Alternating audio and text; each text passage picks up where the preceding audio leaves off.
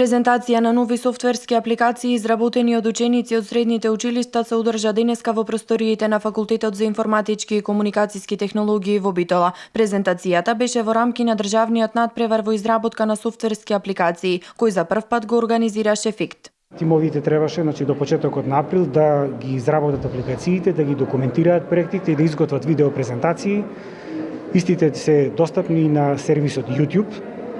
Апликациите ги оценуваше 8-члена комисија, составена од наставници, професори на Факултетот за информатички и комуникациски технологии во Битола, од повеќе аспекти: иновативност, креативност, оригиналност, дизајн, документирање на проектот, презентација и така натаму. И на најуспешните, ќе бидат наградени 3 тимови составени од по тројца ученици и нивните ментори.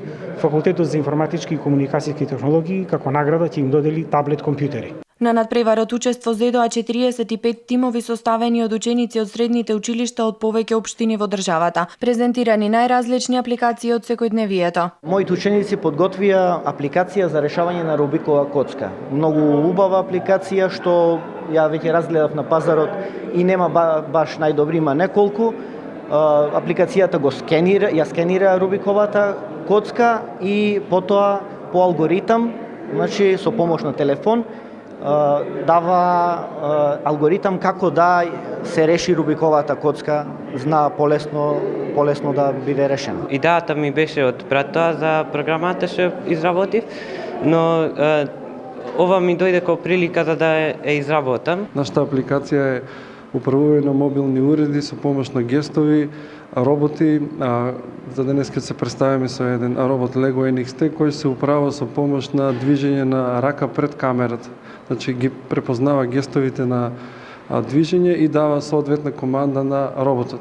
Тоа може да се искористи насекаде, во алармни системи, во дојави, во присилно земање на телефон, неовластено користење на мобилниот или на таблетот, дури и на компјутерите, секаде ќе што треба да се обезбеди дом или да се продуцира интелигентно поведение од системот. Инспирирана од претходен наш проект кој што исто применува слична технологија, ќе што забележуваме движењето на камера, истото го применивме тука, ќе што ги забележуваме двете движења, дали има движење на камера. Не ја земаме позиција само дали се движење и какво е тоа движење. На учениците од најдобрите 3 тимови факултетот им понуди бесплатно студирање во првата година, со можност за продолжување на оваа поволност да не плаќаат школарина. Се разбира зависно од постигнатиот успех, односно ќе треба да задржат висок просек за време на студирањето.